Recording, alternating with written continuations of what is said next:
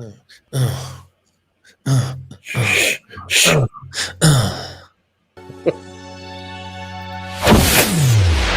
the years, we all remember when we first witnessed a national tragedy. We remember the good times and the bad times through either a song, a TV show, a monumental sports achievement, or even the smell of a particular food from when we were young. Welcome to the show that will take you on a journey through time to relive those iconic moments. Welcome to RTW Rewind, where old school rules. So, without any further delay, let's introduce you to the host of the show, Rad Rob Francois. Hey guys, welcome back to RTW Rewind. I'm your host, Rad Rob Francois. I hope everybody's doing well all around the world.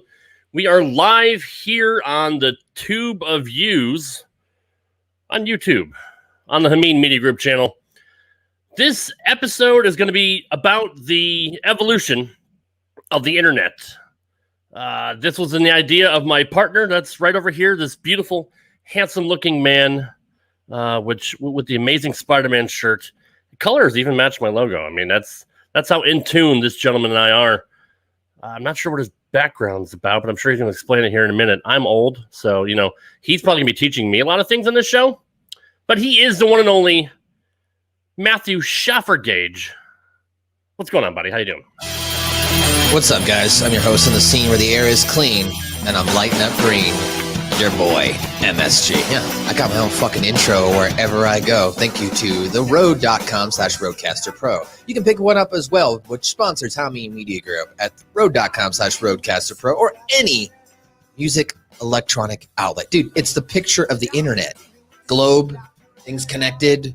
We're doing it. We're doing an episode on the internet. That's the picture of my background. If you're not watching this, that makes sense. That makes sense. Well, let me change mine then, because I feel out of place. I wasn't prepared for this. I mean, you said, "Hey, man, you want to do a show?" I'm like, "Yeah, fuck it, why not?"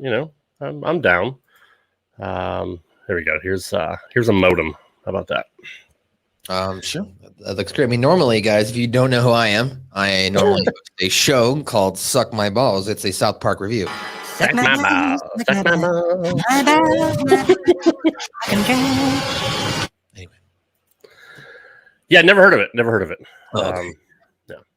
It's the world of tomorrow, today, the internet. What's going on, man? How you been lately? We haven't caught up in a while. What you got going on, man? You seem to be a little busy bee here at HMG. Yeah, it's been a while. Just putting in time, putting in them hours. Coming in on Saturday, working hard. Coming on Saturday, doing what it takes. Just working. No school. Been trying to teach myself stuff though. Like just take little lessons here through different programs. We got the Moves to the Realm. Patreon.com/StevieRayTV. Go check it out. Patreon.com/StevieRayTV. Come on, go sign up, become a member, and get access to all the content. It's up to the people in the chat room. I see people phoning in. Sonic the Head Lab Rap. What's up? Thanks for joining us. Not much else, man. Just a lot of work and editing. Yeah, I'm just then of course my 40-hour a week job. I work at a news station, so we're just transitioning into a new system still for our automated setup. So it's just I don't know, kind of feel like I'm in an influx in one place and like I'm doing so many things at other. Like I'll go to work and we're kind of in that situation where we're transitioning. So a lot of times it's hurry up and wait, right? You get your work done and then you're sitting there waiting. So I go to work and I do that and then I'll come home and I'll end up, I feel like sometimes I do more mentally emotional work, mental work here at home. So like I end up feeling like I'm more tired from doing Hameen Media Group and Russo Brand or whatever I'm doing, Stevie Ray stuff than I actually am. At the office where I'm just sitting in front of television monitors, editing commercials, and watching TV, But other than that, good. Same shit, different day, Rob. Yeah, well, you're a busy guy, and we always appreciate everything you do for us. But we are here to talk about the evolution of the internet. Since I changed the format of my show to not be just about retro wrestling, we kind of opened the door. Whose idea was that, by the way? I mean, let me. Guy. I think it was Ray's idea. No, it was not. It's MSG. MSG is the one that said you should retool your show and do more retro stuff. Actually, I didn't tell you to do RTW Rewind. What I said is we should do a show that does this, and you went, "Oh, I should do that on my show." And I went, Yeah. Well, thanks for the idea, buddy. I appreciate it. So now we're wide open. We can cover wrestling, we can cover music, TV, politics, whatever you want. RBV's in the house. What's up, buddy? RBV just put on a show recently this weekend. His own. He promoted a wrestling show in Ohio. Whoop-de-doo. Yeah, we know. We get it. You've been fucking talking about it for weeks. This is the RTW Rewind show.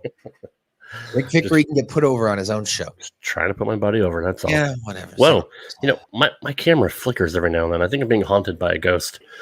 So Matthew, you're a little bit younger than me. Yeah.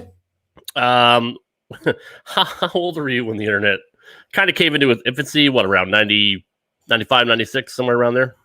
Realistically, what we started seeing the internet take off right around like the AOL commercials, new AOL version 6.0, right? All these bullshit commercials where you get the discs and shit.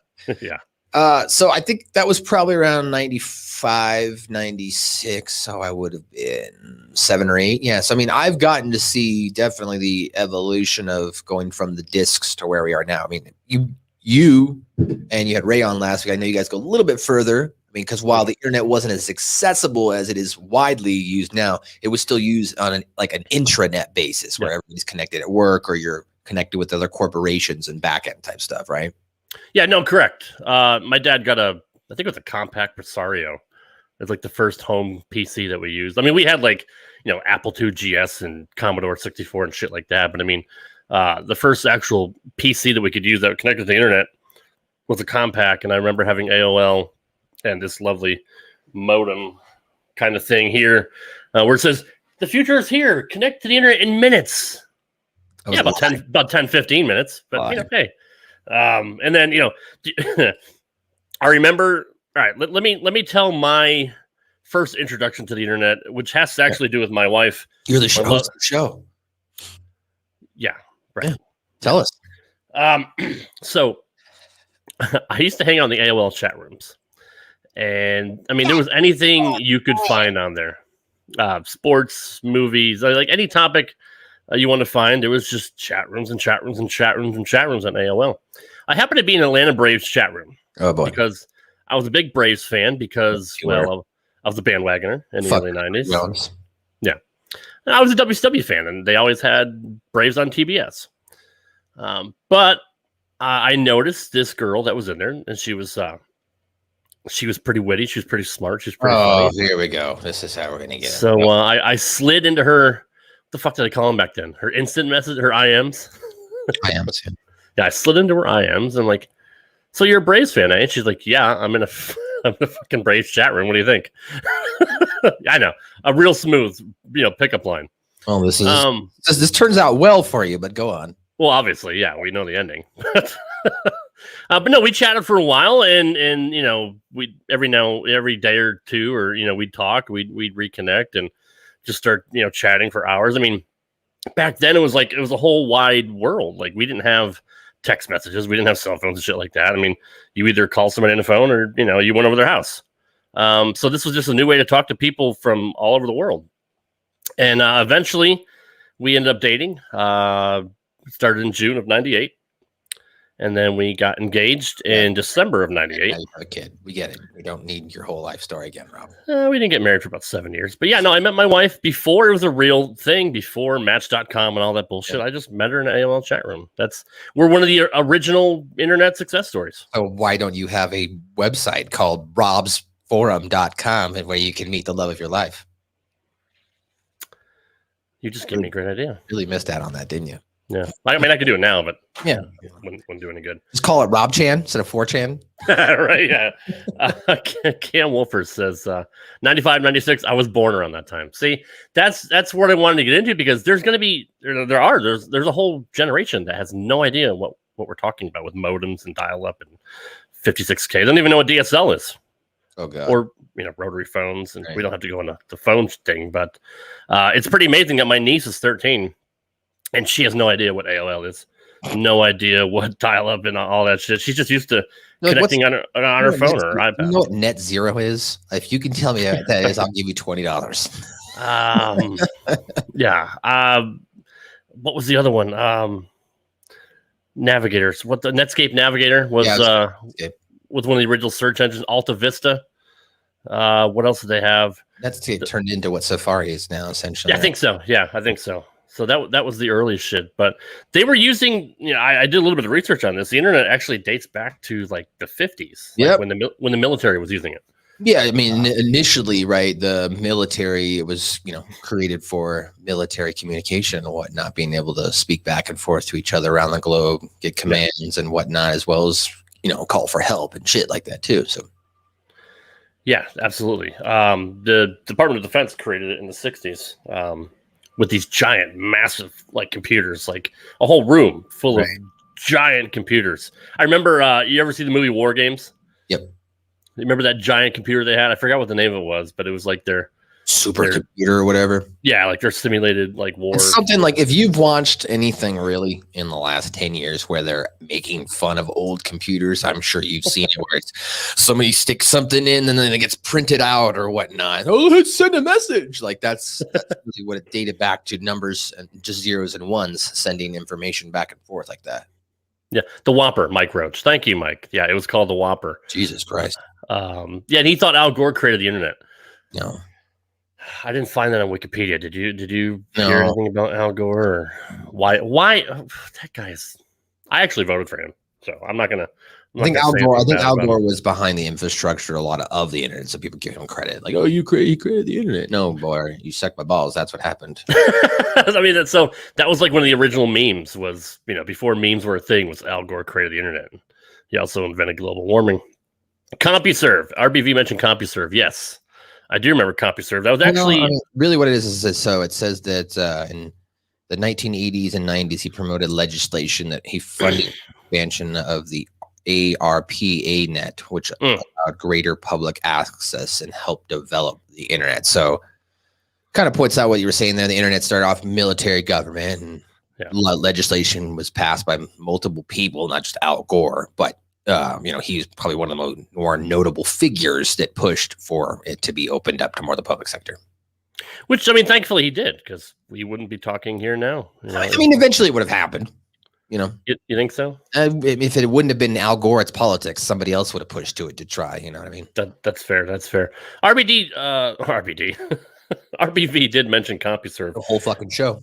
Yes. The funny story about that relating to where I used to grow up, Hartford, Connecticut. I used to have the Hartford Whalers there, and the owner, Peter Karmanos, was I don't know if he's the founder, but he owned CompuServe. And that son of a bitch pulled the team out, and they went down to Carolina.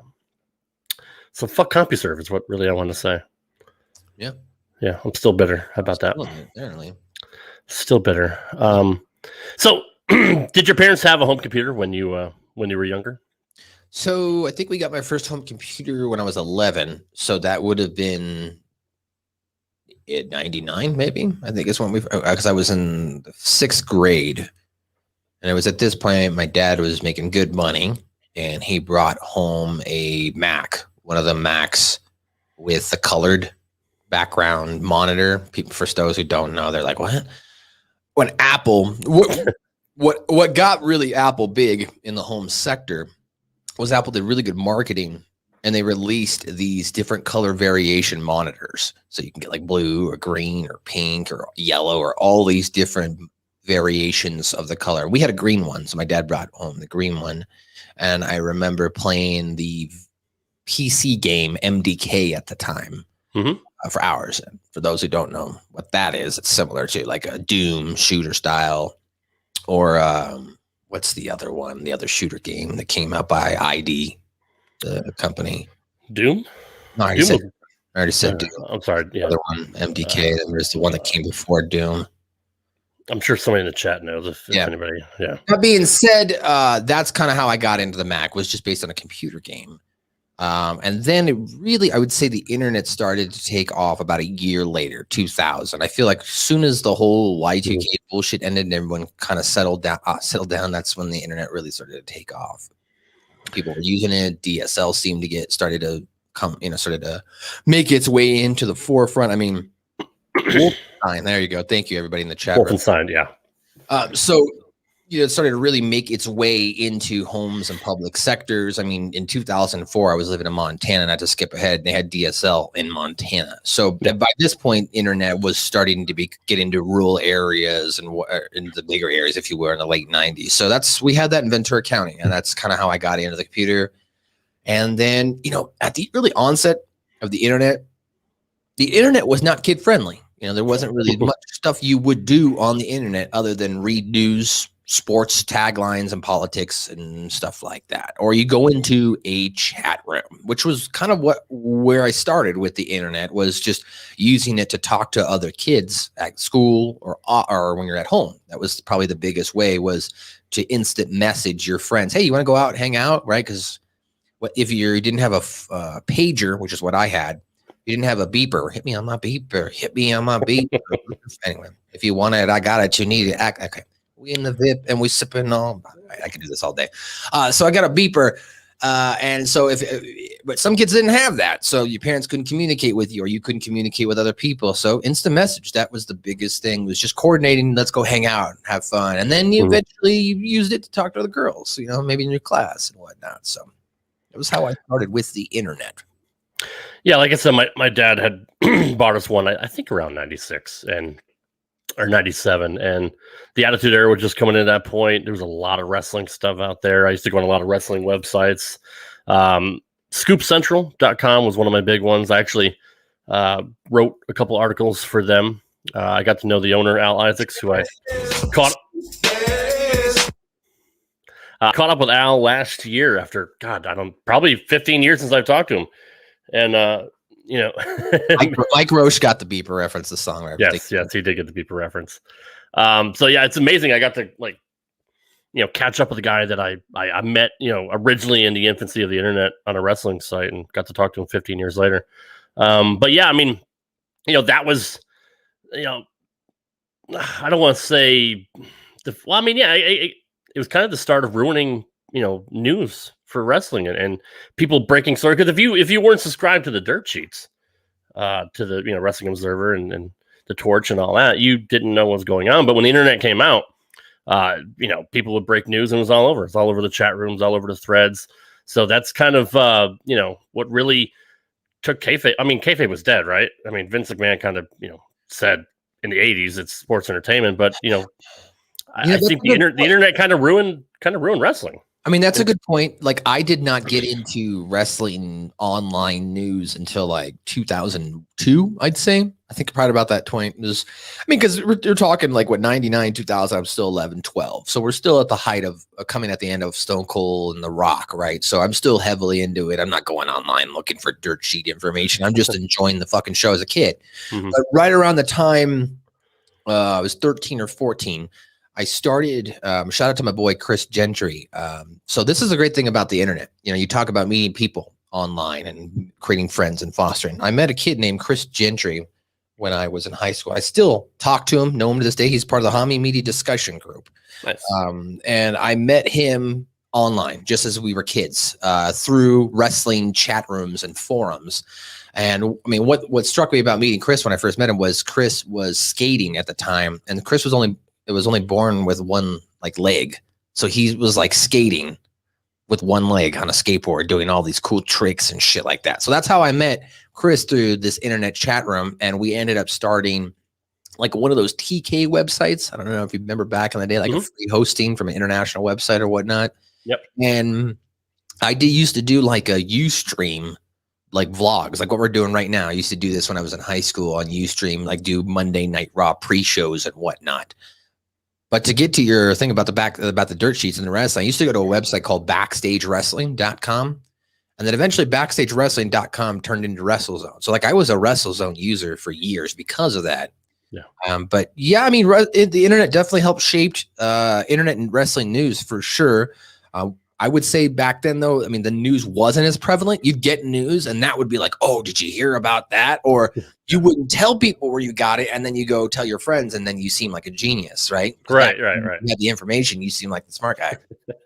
Yeah, I'll just pull my fucking phone out and Google it. Yeah, pretty much, or just make up whatever you want, like Brad Shepard. So, just kidding, Brad. Just kidding.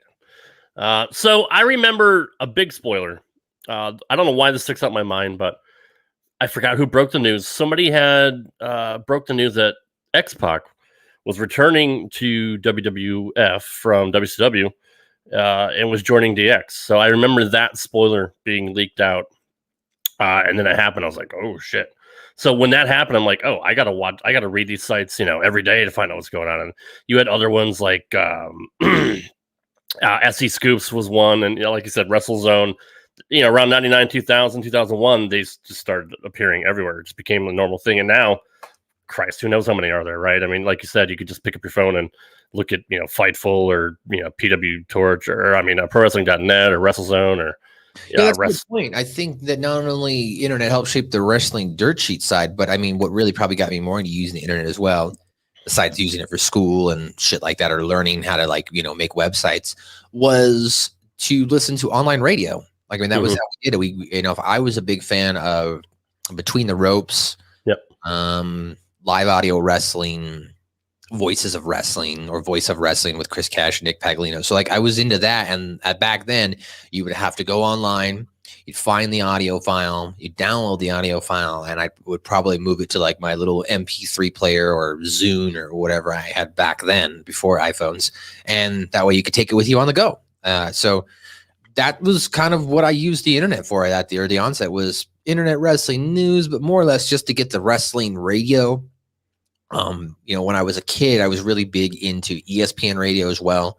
Yeah. Or as what I'd like to do is I'd play a video game, maybe like Madden or Tiger, and then you throw on ESPN radio or some wrestling radio in the background. So I did that a lot as a kid if I wasn't hanging with my friends or wasn't out, if I was just at home. Something me and my dad did too, just pop on a sports game and listen to sports radio as well.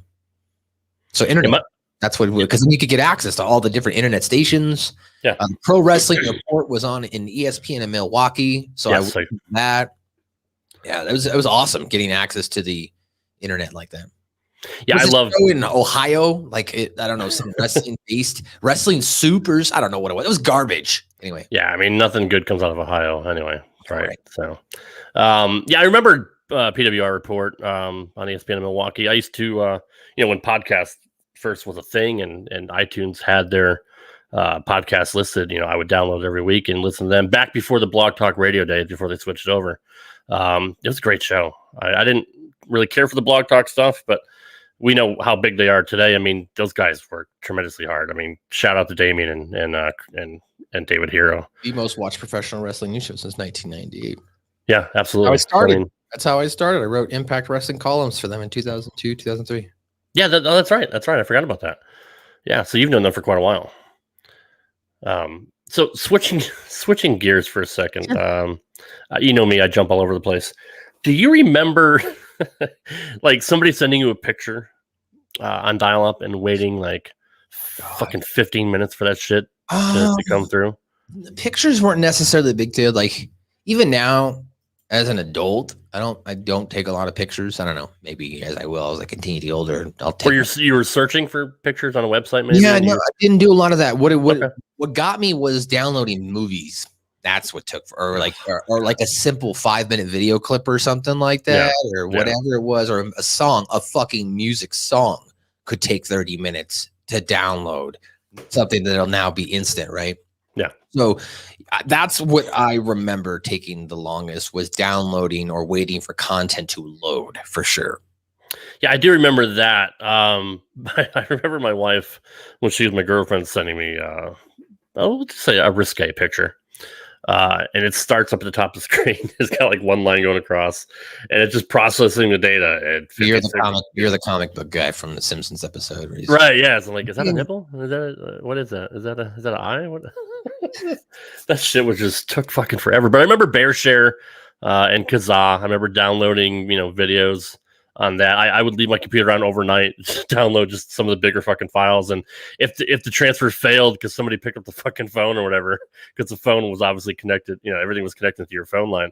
I'm like, fuck me. And I had to start all over again. It would take 3 hours to fucking download a 2-minute video. People don't realize it was definitely the wild west of copyright and stuff back. Yeah. I mean, Napster was what really set off the torrenting in the internet age, if you will. Yes, you had Kazaa, and eventually we got LimeWire as well. But Napster was the one that was the biggest takeoff, because with Napster, the PvP aspect of, oh, wait a minute, I can just digitally send you a copy of this song rather than burning the disc or whatever. Fuck yeah, let's do that. So people just started passing and trading all of their music back and forth like we would have in real life. But now that we're doing it on the internet, oh, now they're losing money. So there was a huge legal precedent case that came from it. I mean, for Metallica. Kids, for kids who don't know, fuck Metallica. Lars Ulrich, he can suck my balls. Where's the drop? Suck my balls, suck my balls. He can suck my balls because he basically ruined free music trading like that. I'm not saying you shouldn't buy music. I play music. I get it. But there could have been a better method they had put into place. You know what I mean? Because it literally went from being able one day, oh, we can trade and download as much music we want, to nothing. So you definitely took away some fun because of that, it spurned on even more. LimeWire came out of that, and whatever they've got now, BitComet or fucking Pirate Bay or whatever. I'm old. I just buy shit now, so it's easier. But pretty much, yeah. Yeah, back then when you're a kid, you're not paying $200 for Photoshop CS5. Fuck that. I'm downloading it. And then you had to find like a file with the key in it. So the key generator. Yeah. I remember that. I remember Napster. I was living in Tennessee the first time. I lived here twice, but I moved down around 2000, lived by myself in an apartment down here. And at that point I had DSL. The DSL was kind of new, which still sucked. And I think I had like cable maybe a year after that. But I do remember Napster, and I downloaded a shitload of Metallica songs. I'm just saying. Don't tell anybody. Fine now. Which is funny because they sold their catalog to like Amazon. Now you can just listen to fucking Metallica anytime you want for free, or download a fucking MP3. You can still get Metallica shit or any song for free. YouTube, I mean. Now think about that. It took them like 18 years to finally figure out how to monetize all that shit, rather than if you had just done this at the beginning. Yeah, exactly. Yeah, it all down. Yeah. But yeah, no, Napster was huge until they pulled the plug on it. I do remember finally getting cable internet, and I'm like, it's like a whole fucking world was open. I'm like, ta-da! I could fucking watch a movie like that. And it was just the coolest thing. My dad was like a tech guy, so he always had to have the latest gadgets and shit. And he was a fucking tech nerd. He always, anything new that came out, he'd get it. Like he'd be the guy in like the Home Shopping Network, just buying all the fucking new shit or whatever. Like he had like a potato chip maker. He had fucking like all kinds of these different shit that he'd be the guy in the infomercial buying the fucking Ginsu knives and shit like that. He would pretty much buy anything. But so he got the cable internet, and dude, that was like, it's funny, like seeing from where it started to the cable. It's pretty amazing nowadays. Like I said, kids don't even know the tribulations and trials of having to wait for fucking shit to dial up, or somebody being on a phone, or if we go back, right, when we start at the early onset of the mid 90s, right, when the internet started taking off. Kids don't get this, but you had to go on the internet. You had to get a disc. You either got a AOL disc, you got a Net Zero disc. You got a Netscape if you or whatever it was on Mac or whatever, but you got a disc, all right? And you loaded that disc into your computer, you downloaded the information onto your computer, plugged in your modem, and then you sat there and you waited for it to dial up and use it. Now, if we talk about the internet right there and then, at the start of the internet, we were doing great. We paid for our internet. We paid to get on the internet, and as such, $24.95, I think it was for AOL. Something like that, depending. Yeah. You paid to get on the internet, right? So because you're paying, there was no ads, there was no advertising, pop-ups, none of that bullshit. You paid to use that service. Now, somewhere then over the next 4 years, we as a society decided, well, fuck that. Why should I have to pay to be on the internet? No, I'm not going to pay. We should get the internet for free. And that was the day we all gave up our self-identity and our freedoms and the privacy. Because the moment you gave up the ability for them to monetize you, that's when it became free. So there's your fucking evolution of the internet right there. If you had just if everyone just continued to pay $9.99 or whatever it was for AOL by the late 90s. I don't remember what it was, yeah. If anybody continued to pay for it, like somebody had done like a fucking There's a statistical analysis out there that every Facebook user is worth $12 or something like that based on an advertising algorithm. So you gave up your fucking freedom for $12 a month. Way to go, assholes. Yeah, thanks a lot. No, we're all part of it. We all, are, really more of our parents subscribe to it, but like we're all part of that issue. I mean, I don't take blame. No, it wasn't me. I had nothing to do with it. You're on the internet right now, so you're to blame as well. No, I mean, yeah, that's you're part of the problem, not part of the part of the problem. I remember having a Sega Dreamcast, and I still love that machine. I know you're a Saturn guy, but I mean, I like Sega. I had a Dreamcast. I'm a Sega kid, so I mean, I had a Dreamcast. I remember because I didn't want to pay to dial in to play, because like 2K Sports was the first real like online game that we played. Like I think NBA 2K and NFL 2K, the originals.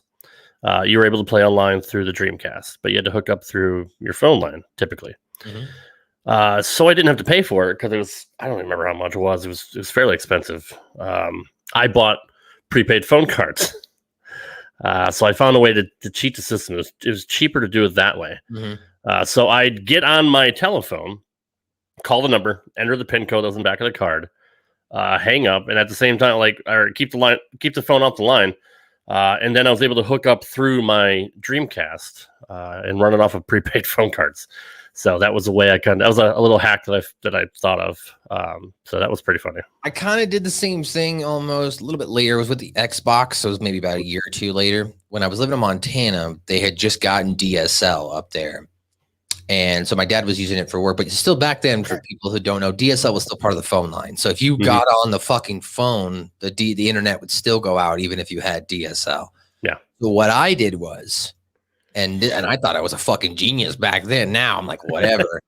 But I was like, I figured out a way to take the computer, and I'll explain. This is a very simple process, but I figured out how to bridge the connection. So I've used my internet, my laptop, if you will, as the modem, and then hooked that up to the Xbox and got online. And I was so fucking, I was like, I got Xbox Live in my bedroom. Like, you know what I mean? I thought that was the coolest thing, that I could sit there and play Madden online, which is what I wanted to do, or NFL 2K4, which was our 2K2 or whatever. You know, they were getting ready to start releasing those. So like, that's probably what I was more into, was just getting online, playing. And Tiger helped as well. Tiger Woods, my dad and my uncle at one point in time were like top 100 in the world in this game for like 10 years. They were really, no shit. Yeah. They were really into Tiger. Yeah, really. Like, I mean, I remember getting my dad into it for the PlayStation 1, and then him and my uncle just another fucking level with that game.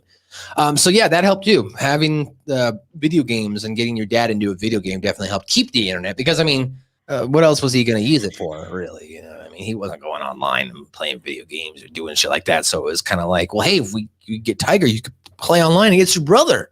Right, that's a good idea. You're right. I think I would keep the internet.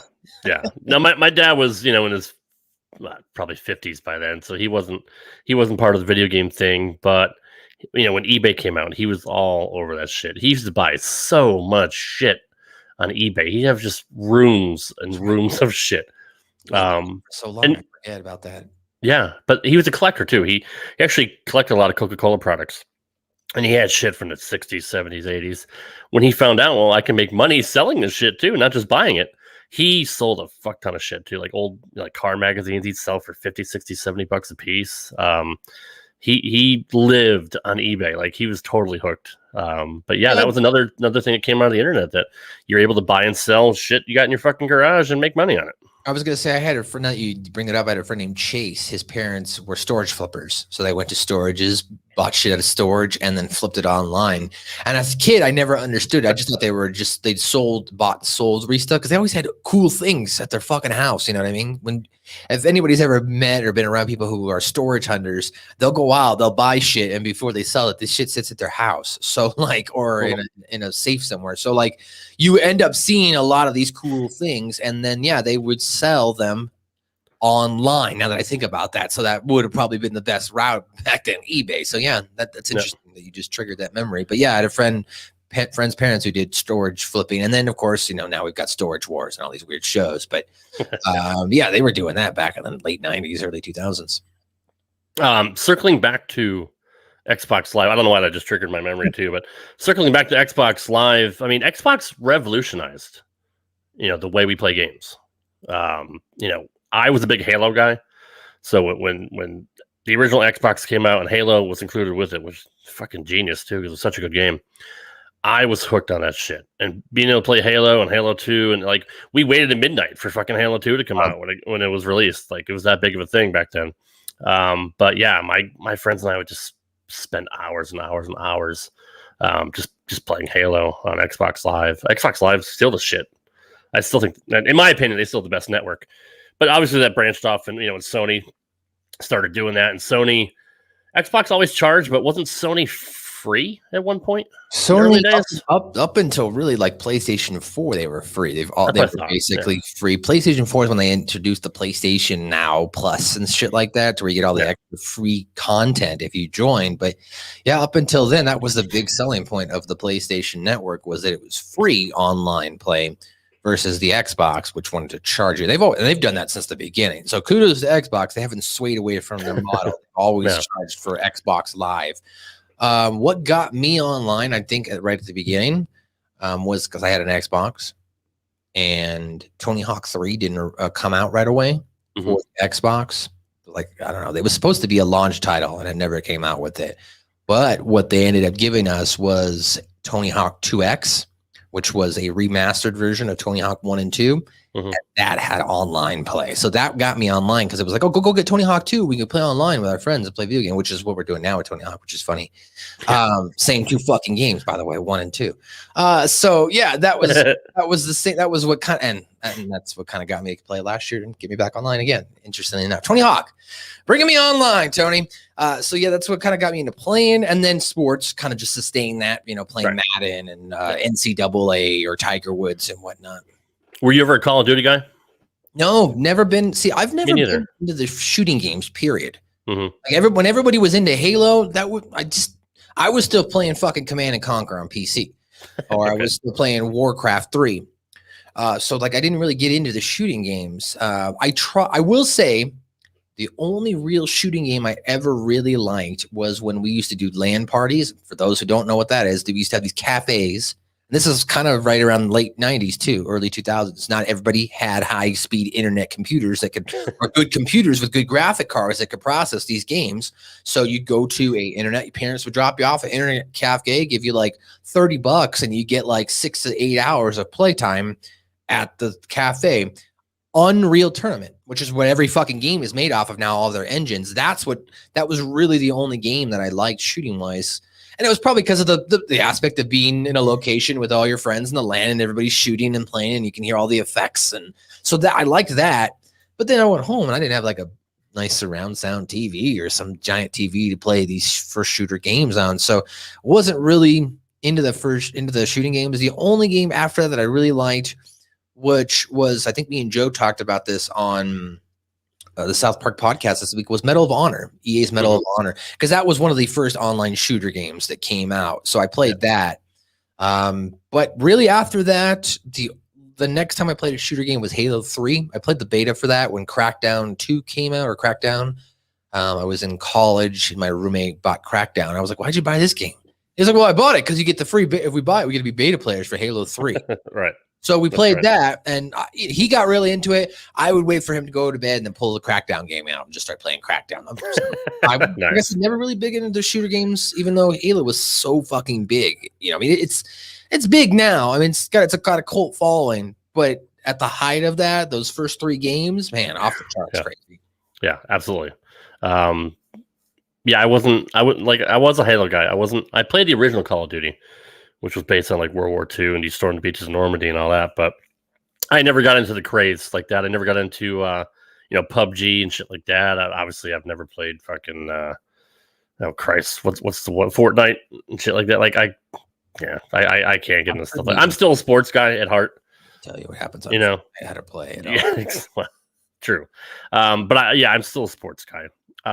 What's cool for me with the internet is actually, other than that, being able to talk to guys like you, or meeting new people and being able to chat with wrestlers, like that's how fucking cool is that? Like growing up as a wrestling fan, we're now surrounded by wrestling personalities. Like you never would have thought of that can I even say 20 years ago?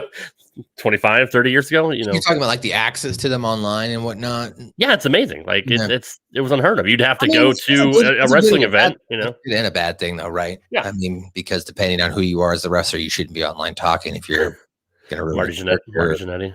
Yeah. Well, no, I was thinking more Braun Strowman and Daisy Dukes, but yeah. No, that's fair. A monster. But, yeah. But I mean, did you ever think back then, when you were first a wrestling fan, you're like, in 20 years, I'm going to be able to work with, guys like Ben or guys like, Rip or all the people we have on board? Like You did. Okay. So you're a visionary. Yeah. I'm not being an asshole or facetious, but I knew that I'm 33. The plan was by 35. So I've already beaten it by 2 years. You were ahead of your time. So I just knew that I was like, by the time I'm 35, I'm going to be working with some form or facet with the wrestlers. I was like, by that point in time, I'll be like an adult. That was always kind of like my plan. I mean, if you look at me now, I don't look 35. So like, I was like, I got to get to a point where I look like a fucking adult before I get taken seriously by wrestlers. So I kind of figured this was my age that I was going to start, getting there. Now that I'm 33, now I'm hoping by 35 that I'll be working for some Fed or doing something by then, and it'll really come full circle. But I envisioned working in some form. I mean, I never wanted to be a wrestler. I'm 5'9", so I'm not stupid. And I don't have any illusions of grandeur. But I knew that at some point I was going to, work. I wanted to work in that industry or work with or around those people in the industry. So yeah. But did you think you'd have, instant access to them? I mean, not other than phones, but did you think? No, I mean, I don't think you'd be able to do video calls and shit with them. Well, I mean, if you're the Simpsons and if you watch the Simpsons, they predict the future, yeah. But I mean, if you don't believe, I didn't know Ben mean that, so and 9/11 hadn't happened yet, so my brain hadn't opened up a little bit. So I would probably say, yeah, no, I didn't think I would ever have access to like how we have them now. Speaking of, working for, at a promotion event, I hear, RBV's looking for help. So, if you want to get involved in that, then, I can hook you up. Yeah. You think, go on to the next subject. So Sonic said, I'm eating here, bro. He doesn't want to hear about Braun and Daisy Dukes, apparently. Sorry. Can you imagine a match between him and, who's the fucking guy that just released that did the porn video? Lars, yeah. I don't want to imagine that. Rob. Maybe Game Changer will hook them up when Braun's contract is over. Okay, with not imagining that. Okay, that's fair. But again, I got sidetracked. One of the coolest things besides being able to talk to people all around the world, and since we're both gamers, it's really cool the fact that you can just go on YouTube, upload a video of you playing a video game. Back in the day, back when Nintendo first came out, like the original NES came out, my best friend showed me how to hook up the Nintendo to the VCR and record the games on my VCR. And now I can just record something on OBS, upload it to YouTube, and anybody around the world can see it. So that's just, I never would have thought shit like that was possible as a 13-year-old kid back in the late 80s, that I could play video games for a living. Think about it now. Think about the 18-year-old now. They're 18. They were born in 2004. We have no idea that at one point in time you could upload full movies on YouTube. That we could just we uploaded whatever the fuck we wanted and we watched it. It didn't matter. It was unregulated. Yeah, before Google fucked everything up. Yeah. Well, before Google bought it is what it was. That's as soon as Google bought YouTube, that's when it went. That's when all the fun went away. Yeah, thanks Google. Yeah, but no, you're right. It was completely unregulated. You can just upload whatever you wanted, and I mean, you could, like I said, you could watch full movies. We did that in school. I remember when I was a senior in high school, and my teacher was like, "I can't find this movie or the movie." We were just like, "Put on YouTube," and she was like, "What?" We're like, so somebody got up in class, went to YouTube, and found no, just play the movie. And she was like, "Oh my god, that's crazy! You could just do that on the internet." We were like, "Yeah, right." We're like, "Yeah, of course you can." What the fuck is wrong with you? That's so. People, you're right. People have no idea what that was. No.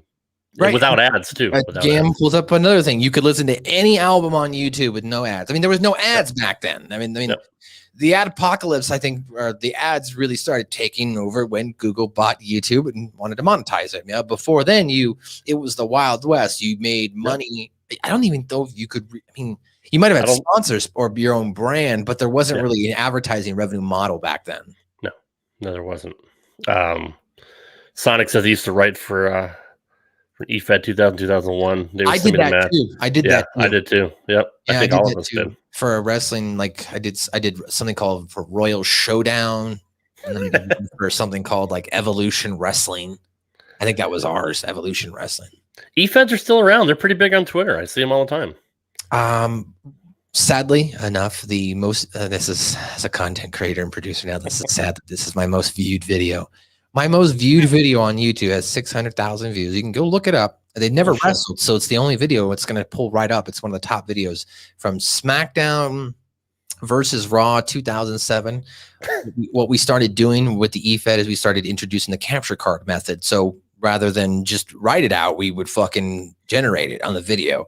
I have The Rock versus Batista. It's from SmackDown versus Raw 2007. It has 600,000 views on YouTube. And that was back in 2006, right? That's insane. 14, 15 years ago that video is still up. And I cannot monetize it because back then it didn't matter, but now it does because Batista's entrance music is in that thing. So I can't make money on it. Yeah. No, that sucks. Yeah, I have a video from I think it was 2 or 3 years ago. I forget, it was like WWE 2K 17, 18. And I put my creative wrestler entrance up there. And I'm still getting hits on it. Like, I guess I have a big following in India when it comes to shit like that. Like, people in India love those kind of fucking videos. And they're, I think I have 20-something thousand. Well, I mean, just for a stupid fucking video game entrance video like that, I still get hits. I still get hits every day. Lab Rat brings up a good point here. AOL had a precipice in ending WCW. That sale of Time Warner AOL played a part in the demise of WCW. So the internet as well played a part. Not Vince Russo. Nope, not Vince Russo. Fucking writing shows, not fucking running the business, but the business side of it, of the internet, helped take WCW off there. That shows you how huge AOL was. Mm-hmm. The fact that AOL could buy Time Warner, or was it the other way around? I think it was the other way around. It might have been the other way, but regardless, AOL originally bought. No, was Time Warner first? I don't remember, dude. I could have sworn AOL was the bigger entity, but the fact that they got so huge that they could buy a television company was pretty amazing. And yeah, it was the worst company merger in the history of business. You want to talk about long-lasting branding? I mean, it was just last year they took off AIM. They just ended AOL. Are you kidding me? That was still a thing last year. Yeah, it was. People were still using, because maybe not here in the United States, but AIM was still one of the biggest usage of chatting internationally. Because if you think about it, a lot of countries still have different restrictions on what you can and can't do for their products. Well, the way AIM was set up, it was so basic that it was easy to run and manage, so that it just lasted for so long. It was so sustained. That, and I think like MSN chat lasted for a while. People don't know what MSN chat is. My first online username, my first email address was bigshot5678@hotmail.com. Nice. I know Russo still, his shoot email is still AOL. Vince Russo, or whatever it is, the number he's got in there. Yeah, it's pretty funny. Do you remember ICQ? Was a different type of messaging service. ICQ, that was before, right? I believe so. It was before, or right around near the same time as AIM. But yeah, ICQ was their own like little instant messaging system. I do vaguely remember that. No, I didn't use instant. What I did was I did use, it wasn't called chat roulette, but it was like a form of that before that, like chat.com or something like that. And you'd go into rooms and you would chat with people and then like if you met somebody cool, hey, you want to go private? And then you talk private, Yeah. Now, a lot of times I didn't meet a lot of girls that way. I met friends, just guys. Hey, you want to play this? Or back then there was still the onset of internet games. So you could play like, chess, or you could play a card game or something like that. So like you could do that. Yeah. I like that for you young people. ASL, age, sex, and location. That's right. That was a thing. Yeah. I know it was. Yeah, you put that in the chat room and you say ASL, age, sex, and location. That was also you can't do that now, obviously. Yeah, that was also to avoid online sex predators. You didn't want to talk to some weirdo. Yeah, that's crazy too. That started off the whole. Why don't you go ahead and take a seat? Yeah, to catch a predator. That was basically the onset of that, all the chat rooms and shit like that. So yeah, I was in a lot of chat rooms if I was using the internet that way. And a lot of times I'd use at the library, go to this, or either the school, or you just go to the library after school and you're doing homework, you're researching, get on the computer and you use chat roulette and you use it to talk to girls in your class. That's definitely how I met some of my girlfriends when I was in junior high and stuff like that. Private chat room. How did MSG not end up like Megan is missing? End up like Megan is missing. I don't understand that reference. Google it. You'll figure it out. No, I'm good. Isn't it also crazy that you can literally Google? You might not get the right information, but kids don't go to libraries anymore, and if they do, we used to look at fucking like microfiche and shit.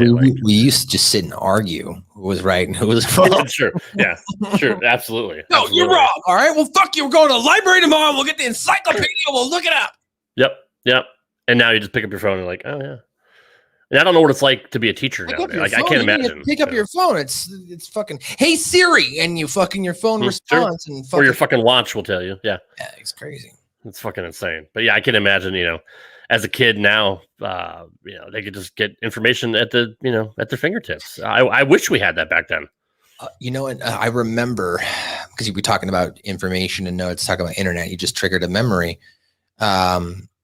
Cliff Notes. When I was in high school, people started putting Cliff Notes up on the internet, but they were behind a paywall. So you couldn't get these Cliff Notes unless you paid for it. And then I remember then having to go to the library and finding the Cliff Notes, the same fucking notes that just were put up on the internet, but in a book.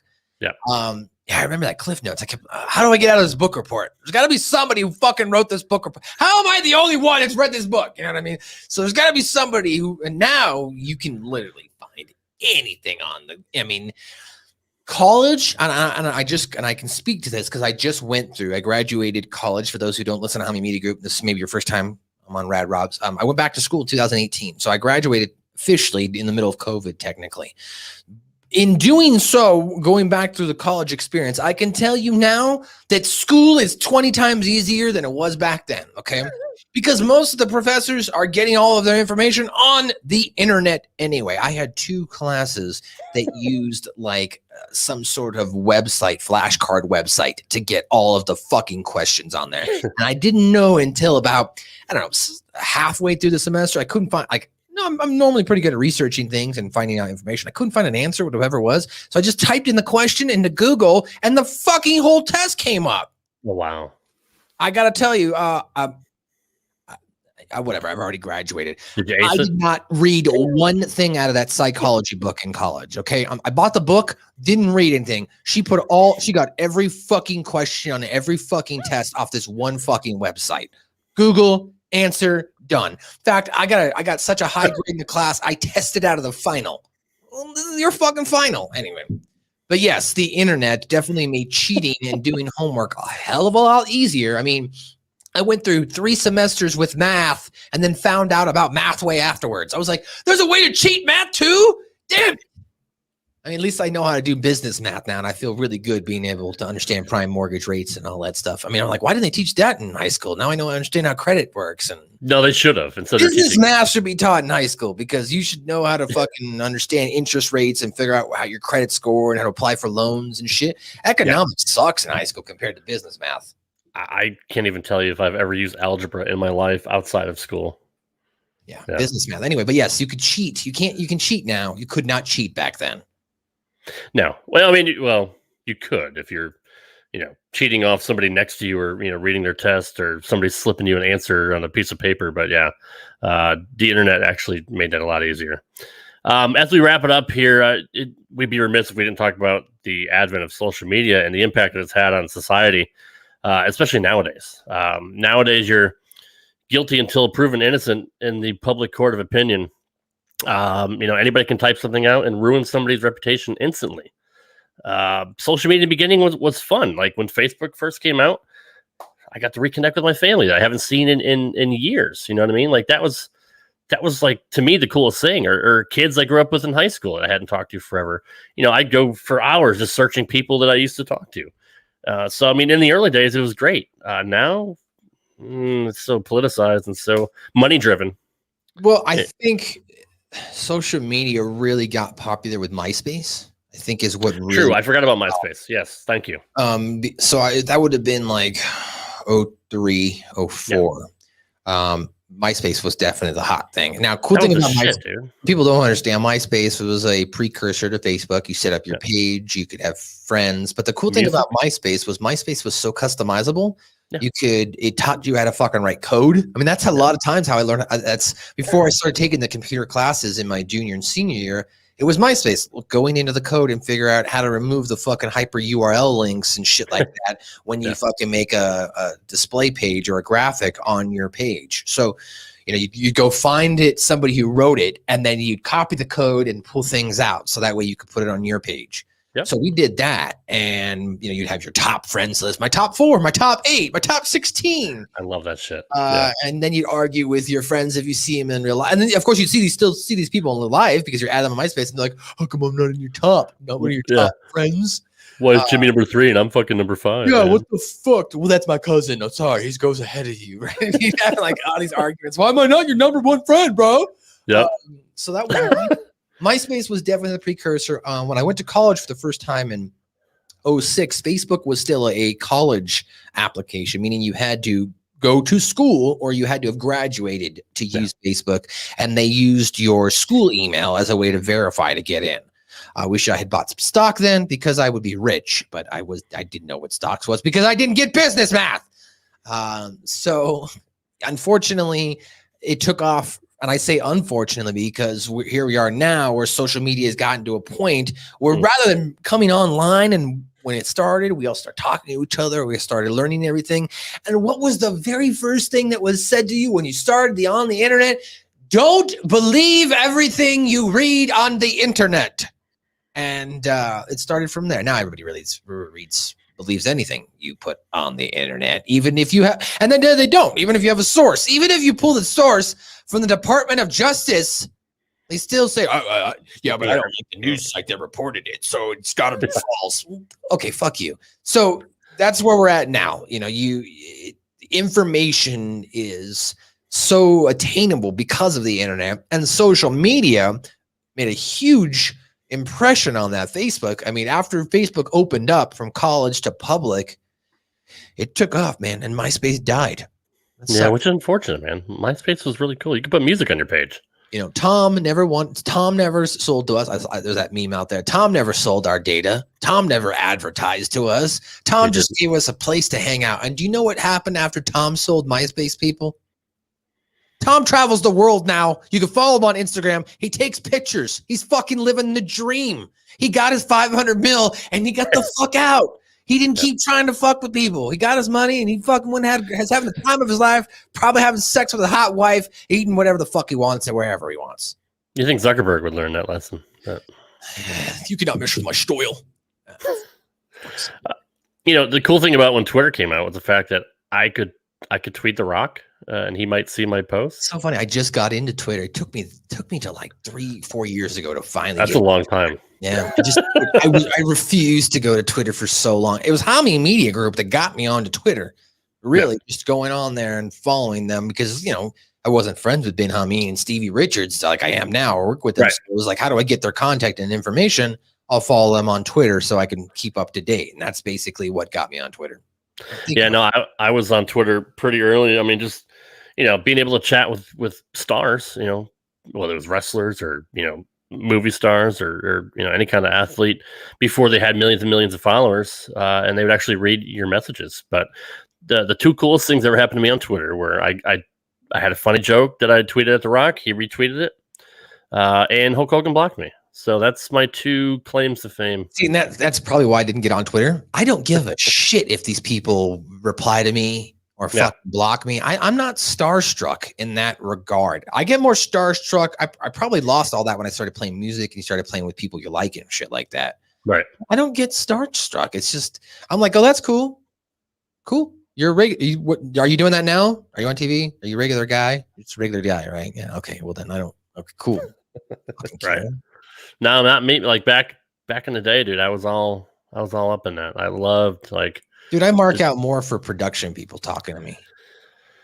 I'm like, the director hit me up. He said he responded. All right. Like, that's how I am now. Like, I don't care about it. I'm like, dude, this director fucking became my friend on Facebook. Or anytime, shout out to fucking Dave Marquez. I like Dave Marquez. Like, he'll respond like, hey, Dave Marquez responded to me. You know what I mean? Like, because I respect him in his work and his production. So, like, I get more excited about production and directors and writers than I actually do the stars. So, I know. I agree. Actually, I don't mark out for wrestlers anymore. I mark out for referees still.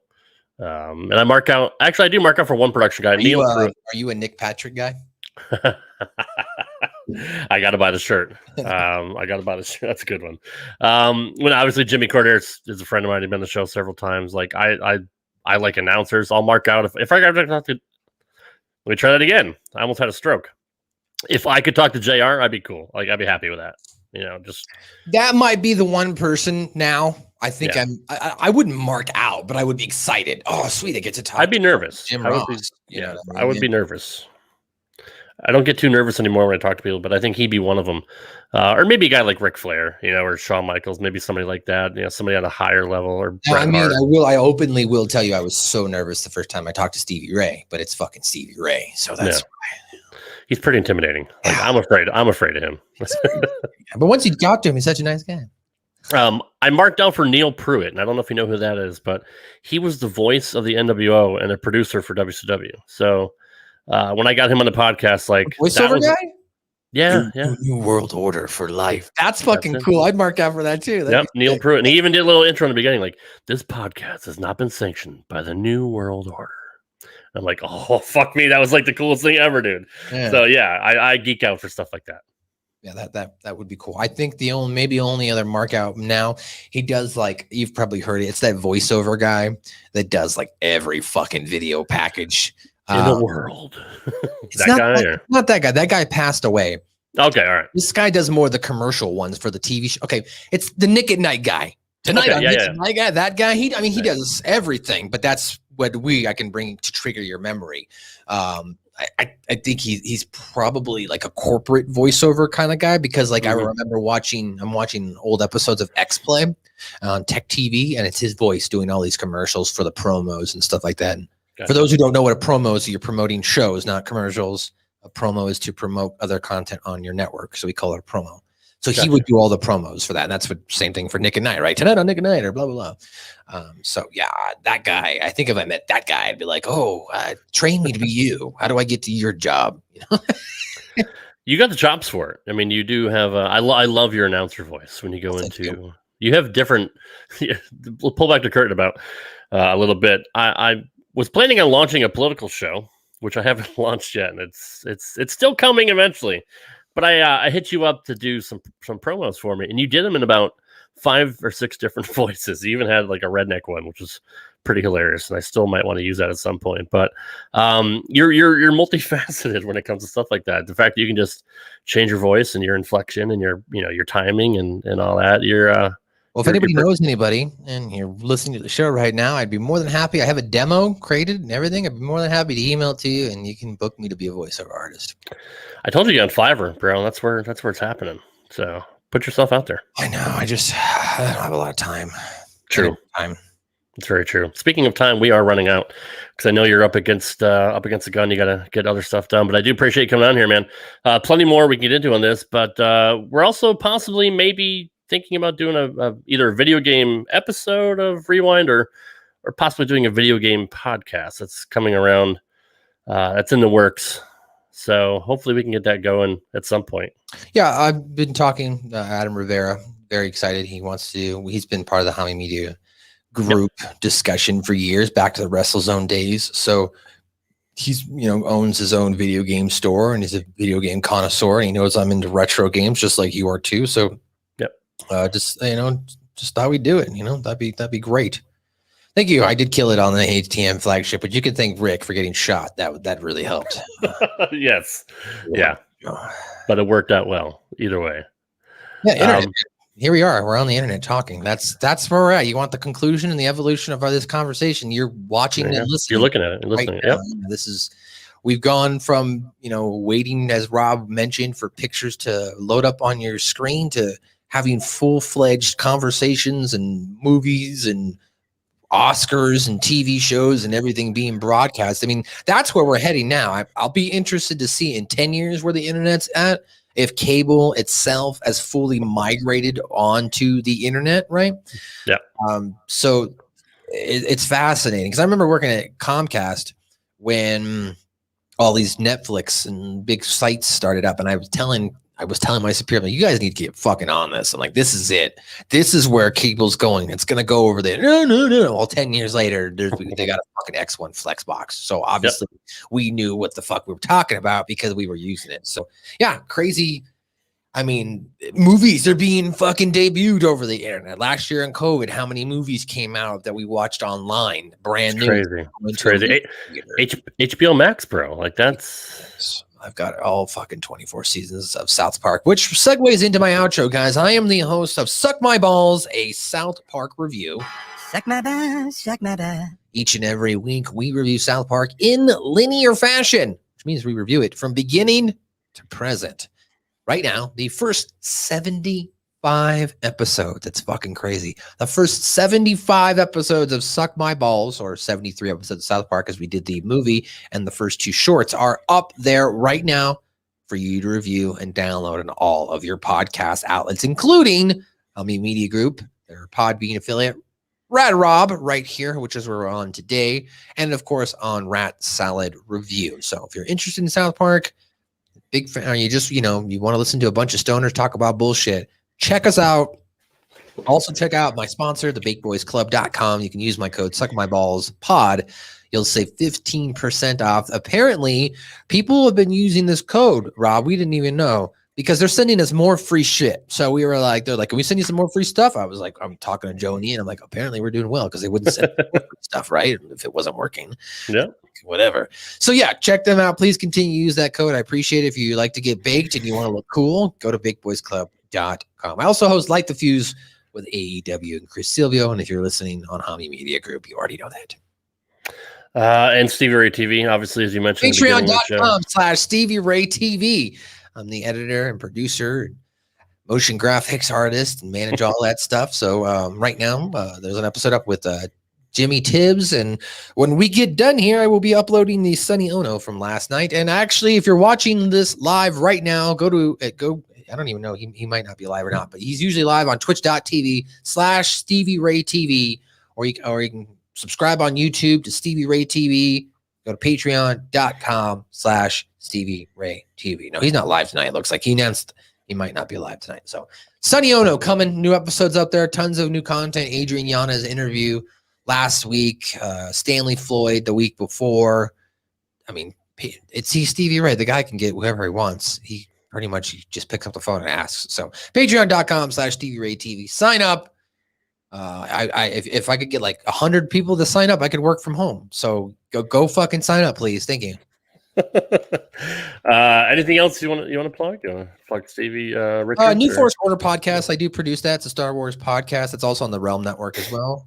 For Russo Brand. So go check out New Force Order podcast, episode 113, coming this week. And obviously everybody knows about the merge that's coming up with Realm, with Vince Russo buying the Realm Network and HMG merging in with them. We got a lot of good stuff coming up for you. Lots of new shows coming down the road. We're working on a new website. We got a lot going on. We're very excited about our future. It's a game changer for all of us, really. So we got to thank Vince Russo for the partnership that we've had with him for quite a while now. We've always had great synergy with the brand. So Matt and I and RBV and everybody here, Chargo, Plaga, Plaza, we're all going to be working hard for a long time now to bring content like this out to you as well. So and I'm glad people like the new format. Thank you guys watching on YouTube for hanging around and chatting. Yeah, come back tomorrow. Light the Fuse here on Hami Media Group, as well as the Impact Attack with the Vet and Colin Weiss on Thursday. So come back. And then Ben Hameen does SmackDown watch-alongs on Friday. So we've got you covered for the rest of the week right here on Hami Media Group YouTube, as well as I'm sure Rad Rob will be streaming some Mario Maker on his channel as well this week. Right? Yep, twitch.tv/RadRobGaming. I stream every Tuesday night and Saturday night at 6 p.m. Central Standard Time. I usually play Mario Maker. I play Among Us And I also have my YouTube channel. That's where his stream viewership drops. By the way, when he starts. I noticed. What do you like? I love playing it. I don't. Well, I like playing Clue too, but I don't go online. That's fair. Check out my YouTube gaming page, Rad Rob Gaming. What else we got here? I got my other show, RTW Main Event, that drops every Thursday on the Rad Rob Radio Network or anywhere podcasts are found. That is my comedy / variety show with the Ocho. Can I ask the mass people? Can I be Grappler 420? Can you pass that along? Sure, I'll put a good word in for you. I'll put a fucking weed mask on for that show. I would love to see that, actually. I'm glad you guys like the new format here. Next week, I'm not sure exactly what's going on, but I think are you free next week, Maddie? I mean, I don't know. The thing about it is like I love what I do and I do what I love, and you know, I want to make a living at this, but I don't want to make a living at this. So that's fair. Yeah, I play this. This show really gets my go. The show, yes, it really gets. Shout out to Get My Go. Get My Go. YouTube.com/Get My Go. Doing the fine Lord's work over there. Michael Durban, Joe Feeney, the amazing, incomparable Husey, the whole cast of characters. Chatster's been on there from Two Man Power Trip. John Pods, Troy from the brand. I mean, we've had everybody on there. It's Midnight Mike. It's MSG has been on. I need to reach out to Chatster. He asked me about being on his New Generation X Declassified podcast, actually. That's another great show, too. Part of the Two Man Power Trip, New Generation Declassified. We do manage them, so go to patreon.com/Two Man Power Trip. John Pause. We could plug for 20 more minutes, but I know you got to go. Guys here on YouTube, thanks for hanging out. Appreciate it. Thanks. We'll be back next week. Not sure what time we'll be recording, but the audio version of this podcast drops every Sunday on Hameen Media Group and the Rad Rob Radio Network. Thanks for hanging out, guys. So cute. Everybody here on the YouTube, on the audio feed, thank you for all your support. We'll see you next time. Take care, guys. Oh, fuck yeah.